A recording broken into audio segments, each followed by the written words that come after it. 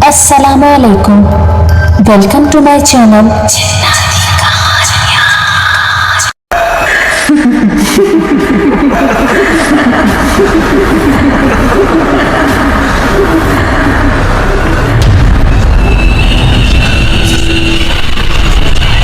तमाम videos updates के लिए मेरे चैनल जिन्नाती कहानियों को सब्सक्राइब करके बेल नोटिफिकेशन को ऑन कर दें।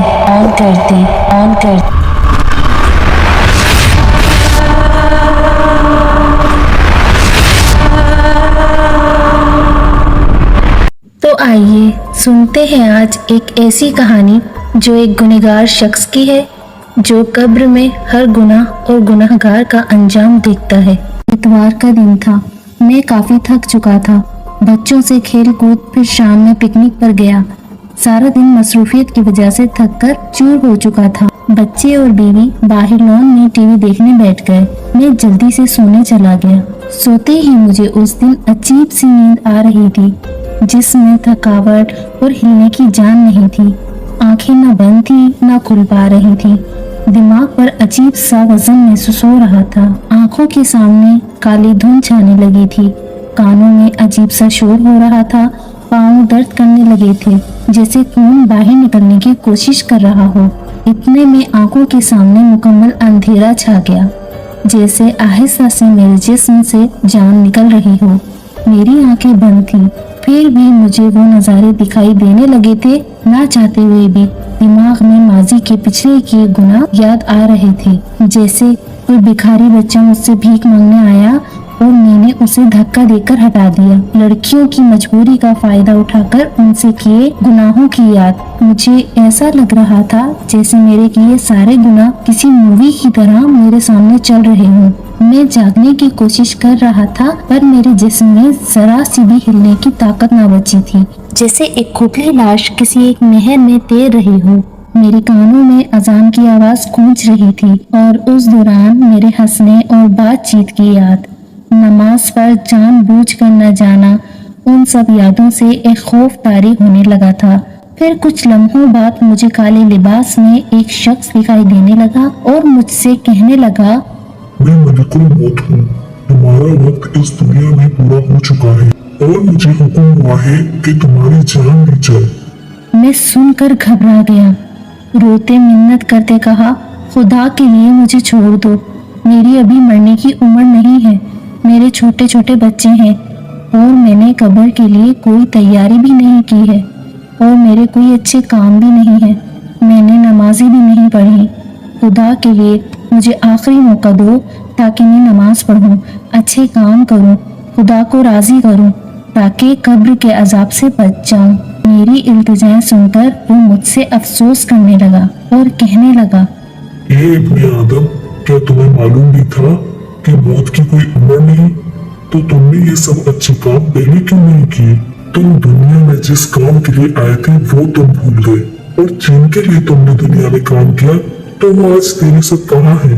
अफसोस, तुम सारी जिंदगी जिन जिन रिश्तों के साथ रहे वो भी आज तुम्हें मौत से नहीं बचा सकते, क्योंकि खुदा की तरफ से तुम्हारी जान लेने का हुक्म हुआ है, जिसे कोई भी नहीं टाल सकता। अब तुम्हारे जैसे अमाल होंगे वैसा ही बर्ताव होगा तुमसे। वो मेरी रूह कब्ज कर चुका था और अब मैं उसी बेड पर लाश की तरह सोया हुआ था। मेरे चारों तरफ मेरी बीवी, बच्चे और खानदान वाले मौजूद थे। सब मेरे लिए रो रहे थे। कुछ फोन पर इधर उधर मेरे मरने की इत्तला देने लगे। औरतें धारे मारकर मेरी लाश पर रो रही थीं, जिनकी आवाज से मेरी रूह को तकलीफ पहुंच रही थी। मैं सब कुछ देख और सुन पा रहा था, पर बोल नहीं सकता था। मेरी नजरें वसी हो चुकी थी। मुझे सब कुछ आसानी से दिखाई दे रहा था। घर में मेहमानों का आना जाना बढ़ने लगा।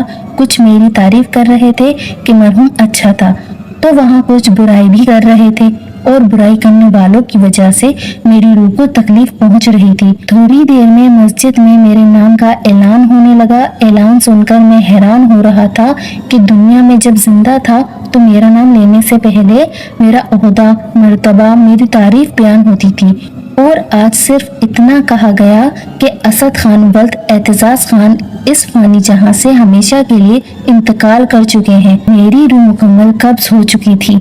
इतने में दूसरा फरिश्ता मेरे पास आया और कहने लगा, ए इब्ने आदम, तुमने जो माल जमा किया था वो कहाँ है? तुम जो सारी जिंदगी दौलत कमाने और जमा करने के चक्कर में खुदा से गाफिल रहे, तो बताओ अब वो दौलत तेरे किस काम की है? क्या वो तुम्हारी जमा की हुई दौलत तुम्हें खुदा के अजाब से बचा सकती है? हरगिज नहीं। तुम्हें जब मालूम था कि कब्र में सिर्फ अच्छे अमाल काम आएंगे, तो फिर भी तुम खुदा की इबादत और उसके हुक्मों से गाफिल क्यों रहे? क्यों दुनिया के चक्कर में जानबूझकर बगैर किसी मजबूरी के नमाजें छोड़ी? अब तैयार हो जाओ अपने अच्छे बुरे अंजाम के लिए। इसके किसी भी सवाल का मेरे पास जवाब नहीं था। मैं इसके सवालों से शर्मिंदा हो रहा था और मेरे ऊपर डर हावी होने लगा था कि ना जाने दफन होने के बाद कब्र में मुझसे क्या होगा। फिर मुझे जल्द ही से गुस्ल देने के लिए ले जाया गया। गुस्ल देने वाला जब मेरे जिस्म को छू रहा था तो मुझे बड़ी तकलीफ हो रही थी, क्योंकि उसकी जबान पर कोई कुरानी आयत, दुरूद पाक और कलमा वगैरह नहीं था। मेरे ऊपर खड़े सब अपनी बातों में मगन थे। कोई मेरी मौत से खौफ नहीं खा रहा था कि उन्हें भी कल मरना है। किसी की जबान पर कोई नेक कलमा नहीं था जिससे मेरी रूह को सुकून पहुंचता। मेरी रूह गुनहगारों में शुमार थी, जिसे सिर्फ लोगों की दुआएं ही सुकून पहुंचा सकती थी। थोड़ी ही देर में मुझे गुस्ल भी दिया गया। फिर मुझे चारपाई पर सुलाया गया। अब मेरे चारों तरफ मेरे घर वाले, बीवी, बच्चे, भाई बहनें, रिश्तेदार, दोस्त अहबाब सब मेरी लाश पर रो रहे थे। मेरे दोस्त जिन्होंने मुझसे वादे किए थे कि हम हर मुश्किल में तुम्हारे साथ रहेंगे, आज वो भी दूर खड़े अकेले कोने में रोकर खामोशी से मुझे अलविदा कह रहे थे। फिर एक शख्स आकर कहने लगता है, जनाजा उठाने का वक्त हो चुका है, बाहर सब इंतजार में हैं। सुनते ही मेरे घर वाले फिर से मेरी चारपाई को चिपक गए और जोर जोर से रोने लग गए। मैं उनके रोने से परेशान हो रहा था। मुझे समझ नहीं आ रहा था कि ये सब मेरे लिए इतना क्यों रो रहे हैं। क्या मैंने इनको कोई दुख दिया है? इन सबको हटाकर मेरे जनाजे को उठाया गया। मैं परेशान हो रहा था, ये सब मिलकर मुझे कहाँ ले जा रहे हैं। मैं एक चारपाई पर था और मेरे आसपास बड़ी तादाद में लोग थे। मेरा जनाजा सफर में ही था कि इतने में तीसरा फरिश्ता मेरे पास आया और कहने लगता है, ए इब्ने आदम, तुम एक लंबे सफर की तरफ रवा दवा हो। जो तू ये सफर पहली बार कर रहा है, सफर के इख्तिताम पर तुम्हें एक छोटे और तन्हा मकान में रखा जाएगा, जिस मकान में तुम पहले कभी नहीं रहे। और अगर तुम्हारे अमाल अच्छे होंगे तो वो तंग मकान तुम्हें तंग नहीं लगेगा, और अगर तेरे अमाल अच्छे नहीं होंगे तो वो तंग मकान मजीद तुम्हें तंग लगेगा, क्योंकि सब अपने अमाल से ही उस मकान को कुशादा और तंग करते हैं। तुम्हें पहली बार इस तंग मकान में रखा जाएगा और तुम्हारी हमेशा की जिंदगी कयामत तक इसी मकान में गुजरेगी। इतने में वो गायब हो गया और मुझे परेशानी हो रही थी कि न जाने मुझे वो मकान कैसे मिलेगा, तंग या कुशादा। अगर मुझे तंग मकान मिला तो मैं कैसे गुजारा करूंगा कयामत तक इस तरह मकान में। और मेरे जनाजे पर भी शरीक सभी लोग अपनी दुनियादारी की बातों में लगे हुए थे। किसी की जबान पर कलमा शहादत नहीं था जिससे मुझे उम्मीद हो कि मुझे कुशादा मकान मिलेगा। आखिरकार मेरा जनाजा कब्रिस्तान में पहुंचा, जहां पहले से ही मेरे लिए एक गड्ढे की तरह कब्र खोदी हुई थी, जिसे देखते ही मेरे दिल में खौफ खुदा बढ़ने लगा कि न जाने इस तन्हा कब्र में मुझसे क्या होगा। मैं इस डरावनी तन्हा कब्र को देखकर पछता रहा था कि काश मैंने दुनिया में इस तन्हा कब्र को रोशन करने के लिए अच्छे काम किए होते। काश मैं अजान सुनने से पहले ही मस्जिद चला गया होता। काश मैं खुद भूखा रहकर गरीबों की मदद करके नेकियां कमाता। काश मुझे यहाँ से एक मौका मिल जाए। खुदा की कसम, मैं सारी जिंदगी खुदा की बंदगी में गुजार दूंगा, एक एक पल खुदा की इबादत में गुजार दूंगा। लेकिन इस वक्त मेरे पास काश के अलावा और कुछ कहने को नहीं था। मेरी कब्र को तैयार किया गया, फिर मुझे उसमें उतारने के लिए उठाया गया। मुझे कब्रिस्तान में कब्रों की सारी रूहें नजर आ रही थी, जो मुझे अजीब नजरों से देखने लगी थी। अब मैं कब्र में उतर चुका था और मेरे ऊपर मिट्टी डालने से पहले मेरे लिए दुआएं मांगी जा रही थी। मैं खामोशी से उन्हें सुन रहा था। इतने में चौथा फरिश्ता मेरे पास आया और कहने लगा, ए इब्ने आदम, कल तू जमीन के ऊपर था और आज तू जमीन के अंदर है। कल जब तू जमीन के ऊपर था तब तू हर चीज में आजाद था, चाहे गुनाह करते या सवाब। जमीन पर तुम्हें आजाद छोड़ा गया था, लेकिन अब तू जमीन के अंदर है और यहाँ तेरी कोई मर्जी नहीं चलने वाली। यहाँ सिर्फ तेरे अमालों को देखकर मर्जी चलेगी। अगर अच्छे होंगे तो तुम यहाँ भी आजाद अपनी मर्जी से यहाँ की जिंदगी गुजारोगे, और अगर अच्छे अमाल नहीं होंगे तो फिर हमारी मर्जी चलेगी। ए इब्ने आदम, तू जमीन पर पड़ा अकड़ कर चलता था, तो आज जमीन के अंदर खामोश क्यों हो? तुम्हें मालूम भी था कि एक दिन यहाँ आना है, तो फिर अकड़ किस बात की थी? क्यों खुदा को भूल कर खुद ही फैसले करने वाले बन गए? जमीन के ऊपर क्यों लोगों के लिए जमीन तंग कर दी? क्यों मजलूमों पर जुल्म ढाते थे? वहाँ सबसे मोहब्बत से क्यों नहीं रहे? काश तुमने वहाँ तकलीफ बर्दाश्त की होती तो आज यहाँ तुम्हें तकलीफ ना मिलती। वहाँ तुमने अगर मदद की होती तो यहाँ भी तेरी मदद होती। तुमने वहाँ रहम किया होता तो यहाँ भी तुम पर रहम होता।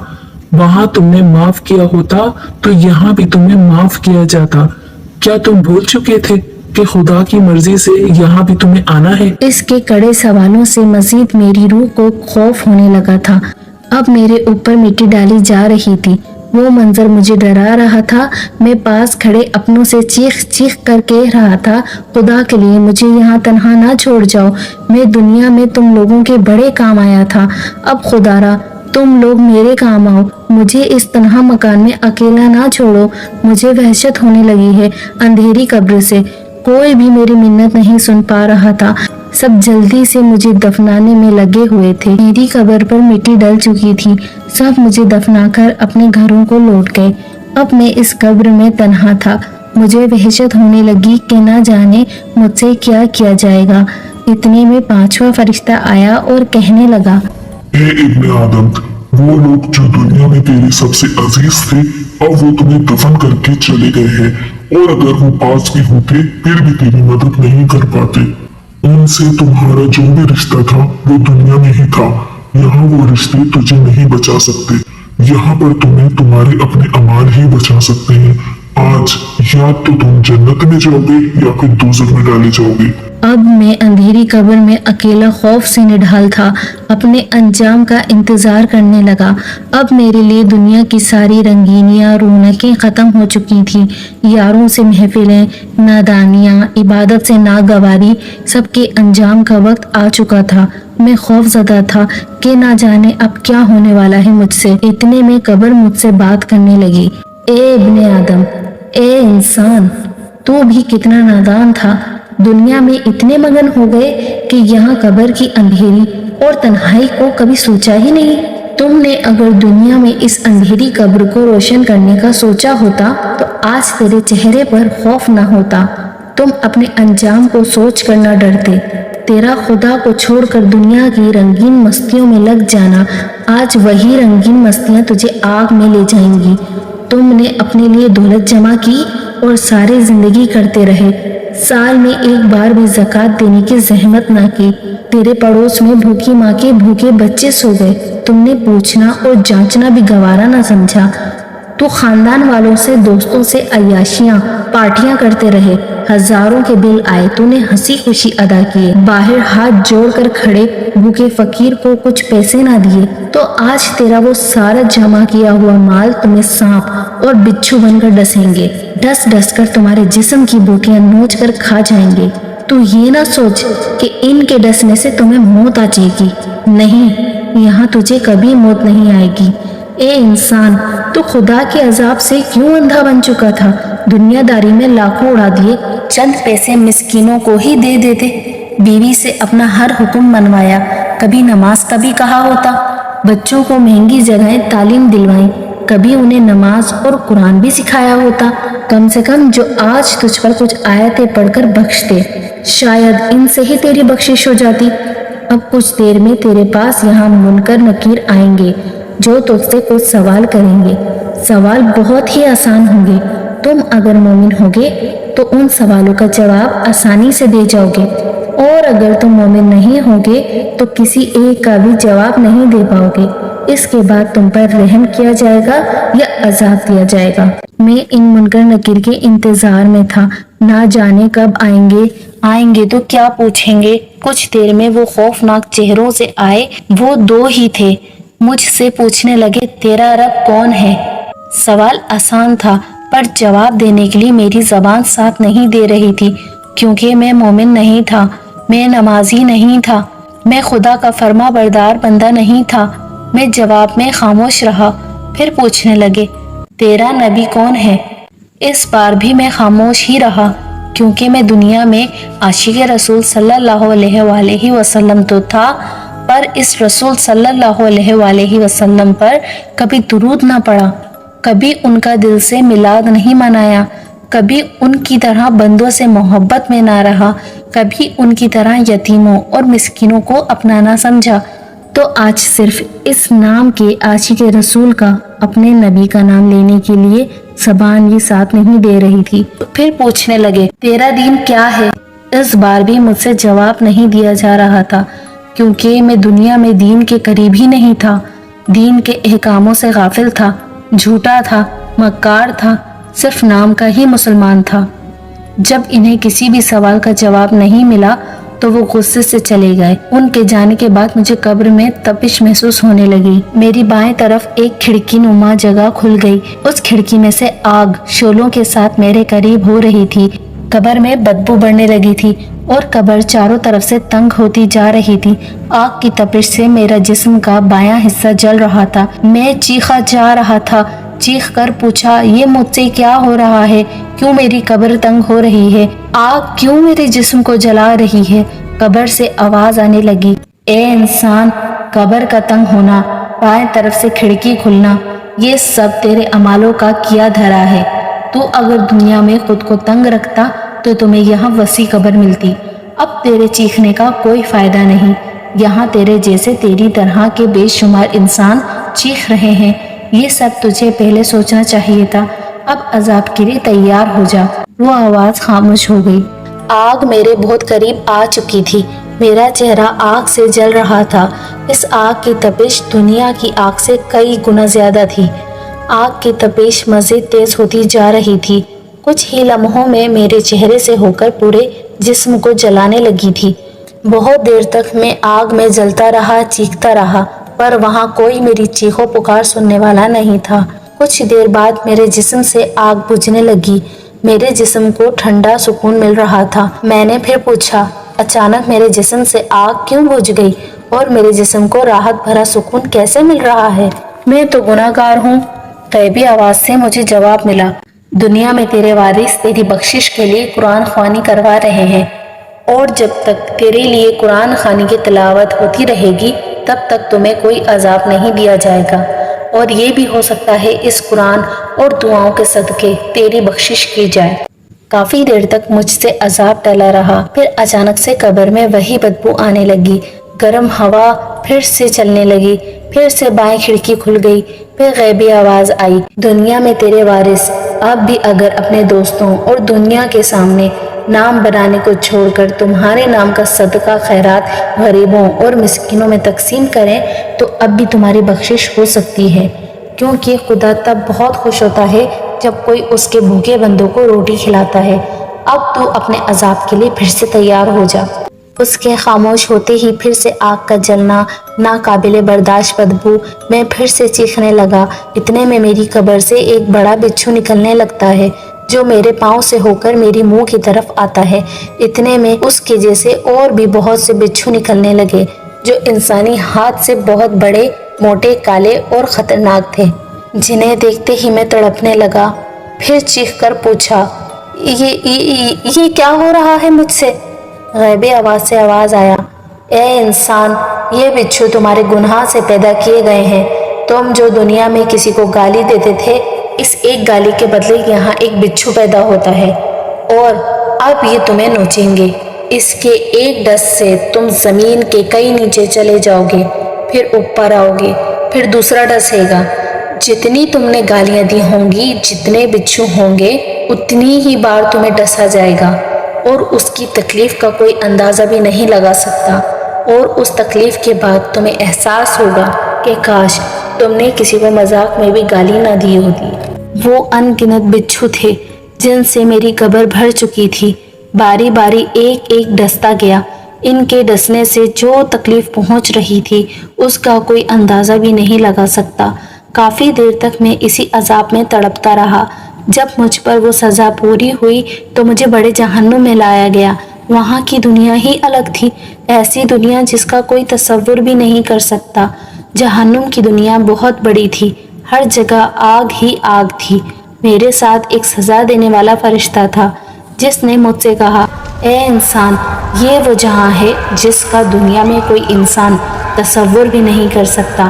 یہاں سبھی گناہگار ہیں، اور اب تم دیکھو گے کہ کس کو کس گناہ کی سزا مل رہی ہے۔ میں خوفزدہ ہو چکا تھا، ہر طرف چیختے لوگ تھے جو آگ میں جلے جا رہے تھے۔ میں ایک جگہ پہنچا جہاں جہنم کا ایک بڑا گڑھا تھا جس میں ان گنت لوگ جل رہے تھے۔ ان کی چیخیں اتنی زور سے تھیں کہ اگر وہ آوازیں دنیا میں سنی جاتی تو ہر انسان کے کانوں کے پردے پھٹ جاتے۔ جس طرح وہ آگ میں جل رہے تھے اگر دنیا والوں کو دکھائی دیتا تو وہ دیکھتے ہی مر جاتے۔ پھر فرشتہ کہنے لگا، جہنم کے اس گڑھے میں یہ سب مسلمان ہیں، انہوں نے دنیا میں بہت سے اچھے کام کیے، غریبوں مسکینوں کی مدد کی، خدا کے نام کی خیراتیں کی، لوگوں کے کام آئے۔ پھر انہوں نے وہ نہیں کیا جو انہیں یہاں کام آتا۔ انہوں نے نمازیں نہیں پڑھی۔ خدا سب کچھ معاف کر سکتا ہے، پر جان بوجھ کر نماز نہ پڑھنے والے کو کبھی معاف نہیں کرتا، کیونکہ نماز خدا کا اپنے محبوب خاتم النبی حضرت محمد مصطفیٰ صلی اللہ علیہ وآلہ وسلم کو دیا ایک تحفہ ہے۔ اگر کوئی بندہ اس کے محبوب کو دیے تحفے کی لاج نہیں رکھتا تو پھر خدا بھی اس بندے کی لاج نہیں رکھتا ہے۔ اس لیے یہ سب عذاب میں جل رہے ہیں کیونکہ انہوں نے جان بوجھ کر نمازیں نہیں پڑھی۔ اس گڑھے کے ساتھ وہاں جہنم کا ایک چھوٹا ایک اور بھی گڑھا تھا، اس میں بھی بہت سے لوگ عذاب کاٹ رہے تھے، پر ان پر تھوڑی نرمی تھی۔ میرے حیران ہو کر پوچھنے پر جواب دیا، یہ وہ سب ہیں جو کبھی کبھار نماز پڑھتے تھے، انہیں کم عذاب اس لیے مل رہا ہے کیونکہ انہوں نے جتنی بھی تھوڑی بہت نمازیں پڑھیں ان نمازوں کے صدقے اور اجر میں ان کی سزا کم ہو گئی ہے۔ پھر میں جہنم کے دوسرے گڑھے میں پہنچا جو بہت بڑا تھا، اس میں بھی وہی سب کچھ تھا، آگ، چیخیں، رونا، معافی مانگنا۔ اس گڑھے میں صرف عورتیں ہی تھیں جو سخت عذاب جھیل رہی تھیں، ان کے جسم کو آگ جلا رہی تھی اور مختلف خطرناک جانور جسم کو نوچ رہے تھے، جن کے نوچنے سے جسم کی بوٹیاں نکل رہی تھیں۔ ان کی معافیاں اور چیخو پکار تھی، ہم پر رحم کھایا جائے، ہمیں آخری بار دنیا میں واپس بھیجو، خدا کی قسم کبھی گھر سے نہیں نکلیں گی، کبھی غیر محرم کو نہیں دیکھیں گی، ہر وقت عبادت میں رہیں گی، اپنا جسم ڈھکا چھپا کر پردے میں رکھیں گی، کبھی اپنے جسم کی نمائش نہیں کریں گی۔ یہ سب کیا کہہ رہی ہیں؟ میرے سوال پر فرشتہ کہنے لگتا ہے، یہ وہی عورتیں ہیں جو دنیا میں اس عذاب سے غافل رہیں، جو خدا اور قرآن کے حکم کو ٹھکرا کر دنیا کے مزے میں لگ گئیں۔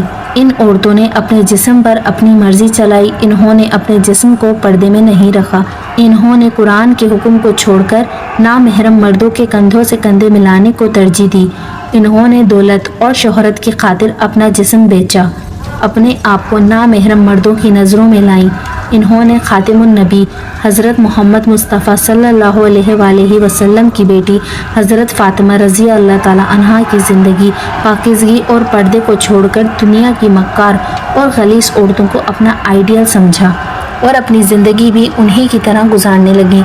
اگر انہوں نے 4 دن کی زندگی میں دنیا کے مزے اور بے حیائی کو چھوڑ کر حضرت فاطمہ رضی اللہ تعالیٰ عنہ کی طرح پاکیزگی اور پردے میں گزاری ہوتی تو آج یہ عورتوں کی اسی جنت کی سردار حضرت فاطمہ رضی اللہ تعالیٰ عنہا سے جنت کے کسی خوبصورت باغ میں ان کے بیچوں بیچ ہوتی، لیکن اب ان کا کچھ نہیں ہو سکتا کیونکہ یہ ہمیشہ کے لیے اس جہنم میں ڈال دی گئی ہیں۔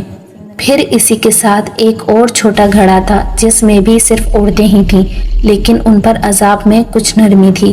میرے پوچھنے پر جواب ملا، یہ وہ عورتیں ہیں جنہوں نے ساری زندگی اپنے جسموں کو نامحرم سے چھپانے کی پوری کوشش کی اور اپنی نظروں کو نامحرم سے ہٹائے رکھا۔ ان پر عذاب میں کمی اس لیے ہے کیونکہ ان کے گناہ بہت چھوٹے ہیں۔ ان کے گناہ یہ ہیں: شوہر کی نافرمانی، اپنی اولاد کو دین کی تربیت پر زور نہ دینا، اور خاص اپنی بیٹیوں کو حیا اور پردہ نہ سکھانا جیسے گناہ۔ یہ اپنے حصے کی سزا کاٹ کر آزاد ہو جائیں گی۔ جہنم میں عورتوں کی تعداد زیادہ تھی۔ سب کو عذاب میں دیکھ کر دل لرز رہا تھا۔ پھر ایک جگہ پہنچے جہاں پر سخت خوفناک عذاب دیا جا رہا تھا۔ انہیں ایک جگہ کھڑا کر کے آگ کی موٹی اور تلوار سے تیز کیل ان کی آنکھوں میں ٹھوکی جا رہی تھی۔ وہ کیل ان کی آنکھوں سے ہو کر پچھلی طرف سے نکل رہی تھی۔ ان کی آنکھوں میں بڑا سوراخ بن رہا تھا۔ وہ درد سے چیخ رہے تھے۔ ان کی چیخیں پورے جہنم میں سنی جا رہی تھیں۔ ایسا عذاب انہیں بار بار دیا جا رہا تھا۔ ان کا جسم آگ سے جل کر بھسم ہو چکا تھا، پھر بھی وہ عذاب کاٹ رہے تھے۔ فرشتہ کہنے لگا، یہ وہ بدبخت ہیں جنہوں نے اچھے کام تو کیے پر خدا کے منع کرنے کے باوجود نامحرم کو جی بھر کر اور ہوس سے دیکھتے رہے۔ انہیں معلوم تھا نامحرم کو دیکھنا بڑا گناہ ہے، پھر بھی یہ دیکھتے رہے۔ ان سے باتیں کی، ان سے ہنسی مذاق کیا، اور آج یہ چیخ رہے ہیں ہمیں چھوڑا جائے۔ ہمیں معلوم نہیں تھا کہ نامحرم کو دیکھنے کی اتنی بڑی سزا ملے گی، لیکن آج ان پر کوئی رحم نہیں کھایا جائے گا، کیونکہ دنیا میں انہوں نے خدا کے حکم کو نہیں سنا، تو آج خدا بھی ان کی منت کو نہیں سننے والا۔ جہنم میں مختلف بڑے گڑھے تھے جن میں سب کو الگ الگ گناہوں کی سزا مل رہی تھی۔ کچھ چھوٹے گڑھوں میں، کچھ بڑے گڑھوں میں عذاب کاٹ رہے تھے۔ پھر فرشتہ کہنے لگتا ہے، یہاں وہ لوگ بھی ہیں جنہوں نے دنیا میں بہت اچھے کام کیے، نمازیں پڑھیں، کبیرہ گناہوں سے بچے رہے، لیکن جھوٹ بولنا، منافقت، ریاکاری، حسد، غیبت، دل میں برائی رکھنا جیسے چھوٹے پر سخت عذاب والے گناہوں سے نہیں بچے۔ اس لیے یہ ان چھوٹے گناہوں کی سزا کاٹ رہے ہیں، اور انہیں تب تک عذاب ملتا رہے گا جتنی بار انہوں نے جھوٹ، ریاکاری، حسد، غیبت کی ہوگی، اتنی ہی بار انہیں یہ سزا ملے گی۔ پھر ان گناہوں سے یہ آزاد ہو جائیں گے اور اپنے کیے دوسرے گناہوں کی سزا کاٹیں گے۔ پھر ایک اور جگہ پہنچے جہاں مرد اور عورت کو ایک ہی سزا مل رہی تھی۔ چاروں طرف ان کے آگ تھی۔ اس آگ میں بڑے بڑے گولے نما شعلے تھے جس میں وہ جل رہے تھے اور سخت عذاب کاٹ رہے تھے۔ وہ آگ میں بھی جل رہے تھے، انہیں کسی سخت چیزوں سے بھی مارا جا رہا تھا، ان پر کڑے سے کڑا عذاب تھا۔ پھر میں نے پوچھا، انہوں نے کیا گناہ کیا ہے جو انہیں سب سے سخت عذاب دیا جا رہا ہے؟ وہ جواب میں کہنے لگتا ہے، یہ سب وہ ہیں جنہوں نے دنیا میں اپنے والدین کی نافرمانی کی۔ خدا نے قرآن میں فرمایا، اپنے والدین کو اف تک نہ کہو، اور انہوں نے ان سے زور سے بات کی اور انہیں برا بھلا کہا، ان سے بدتمیزی کی، ان کی بے ادبی کر کے ان کا دل دکھایا، ان کا حکم نہ مان کر انہیں رلایا، ان کے فیصلوں کو ٹھکرا کر اپنی مرضی کے فیصلے کیے۔ یہ اپنے والدین کی نافرمانی کی سزا دنیا میں بھی کاٹ آئے ہیں اور یہاں بھی کاٹیں گے، کیونکہ والدین کی نافرمانی کے لیے خدا کے محبوب صلی اللہ علیہ وآلہ وسلم نے بھی کبھی دل سے رحم کی دعا نہیں مانگی۔ میں سب کا عذاب دیکھ کر خوف میں تھا، نہ جانے مجھ سے کیا ہوگا۔ بڑا گنہگار تو میں ہوں، میں بے نمازی تھا، جھوٹا تھا، دل دکھائے والدین کا نافرمان تھا، اپنے مفاد کا تھا، دھوکے باز تھا۔ مجھے خوف زدہ اور حیران دیکھ کر فرشتہ کہنے لگتا ہے، تم ان پر عذاب دیکھ کر خوف زدہ ہو گئے ہو؟ اس پورے جہنم میں صرف مسلمان ہیں، تم ان پر اتنا سا عذاب دیکھ کر کانپ رہے ہو؟